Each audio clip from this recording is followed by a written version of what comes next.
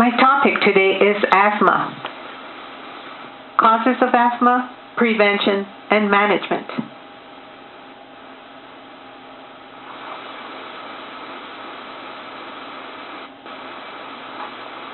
In 2010, it was estimated that 25 million Americans had asthma. The incidence of asthma has been increasing due to environmental factors. People with asthma are more likely to have their activities restricted. An asthma attack at any time can be frightening. Asthma is something that causes the airways of the lungs to narrow, making it hard to breathe.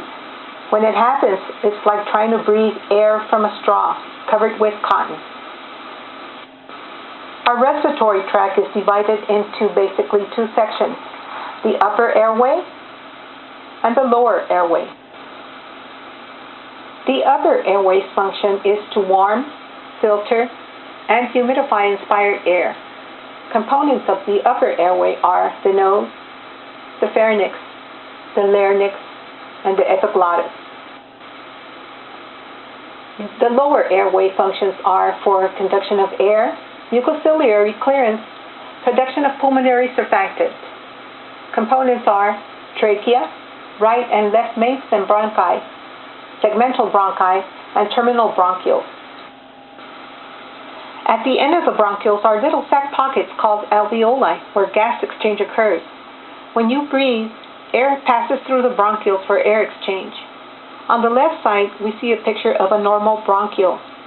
On the right, a picture of a constricted bronchiole that is swollen with excessive mucus secretion. What happens in an asthma attack?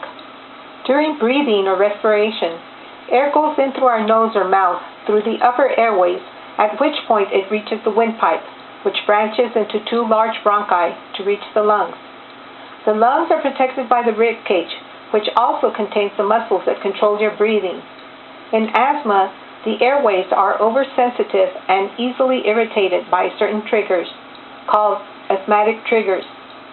Most people with asthma are called atopic, meaning they have an allergic reaction to external triggers such as house dust mites, pollen, cigarette smoke, animal fur, and chest infections.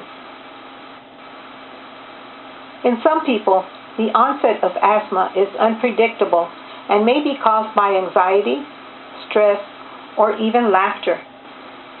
An asthmatic trigger causes the airway walls to swell and the muscles around the airways to contract. The airways narrow and breathing through them produces a whistling sound called wheezing. Mucus is produced from the lining of the airways, which clogs up the narrowed airways further and causes coughing. This makes normal breathing more difficult, producing symptoms of asthma that can be mild, moderate, severe, and life-threatening, where hospital treatment is needed. The narrowing of the airways is reversible if the trigger is removed or if the inflammation is treated with medication. Preventive treatment is used and can be managed by the patient themselves. An acute asthma attack requires medical attention. The type of intervention depends on the severity of the attack. The key is prevention. Work with your healthcare provider closely.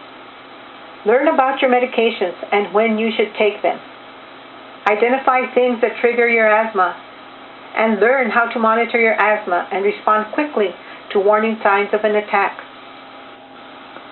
A peak flow meter is a portable, easy-to-use device that measures how well your lungs are able to expel air. By blowing hard through a mouthpiece on one end, the peak flow meter can measure the force of air in liters per minute and give you a reading on a built-in numbered scale. If you have asthma, your doctor or your healthcare provider may recommend that you use a peak flow meter to help track and control your asthma.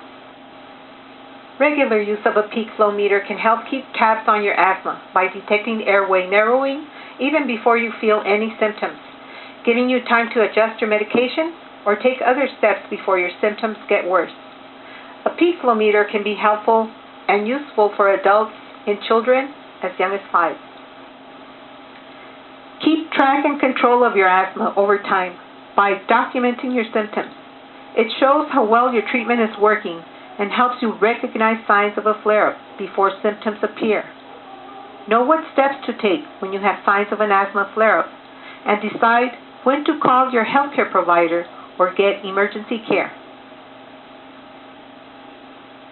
To help prevent any asthma attacks from occurring, take medications as prescribed. Avoid any asthma triggers and monitor your asthma.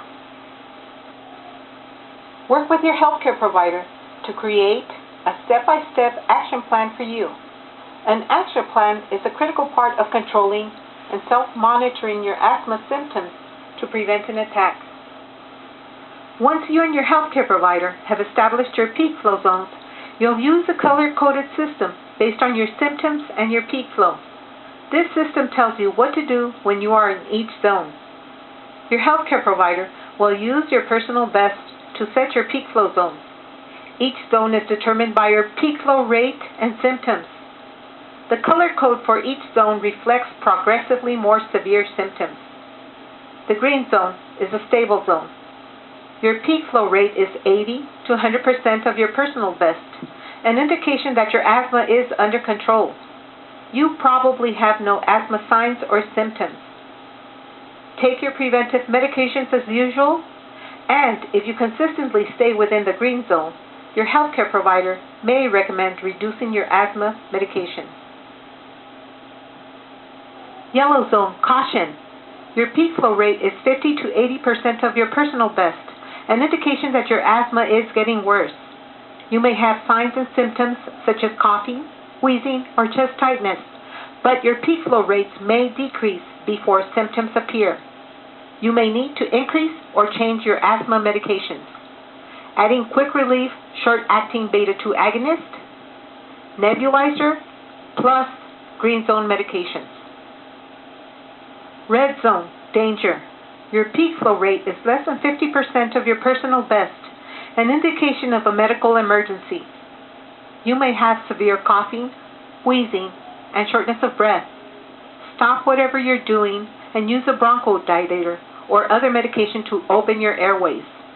Your asthma action plan will help you decide whether to call your healthcare provider, take an oral corticosteroid, or seek emergency care. Managing your asthma requires lifestyle changes. Taking a different approach helps. Educate yourself and have knowledge of current approaches to therapy and management. Learn how to use a peak flow meter and keep a record of your personal best readings and symptoms. Assess environmental triggers and make changes.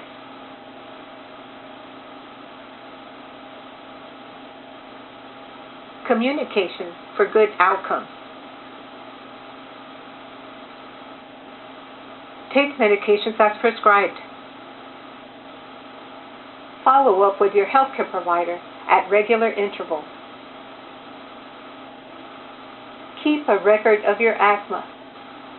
Know how to respond quickly and recognize warning signs of an attack.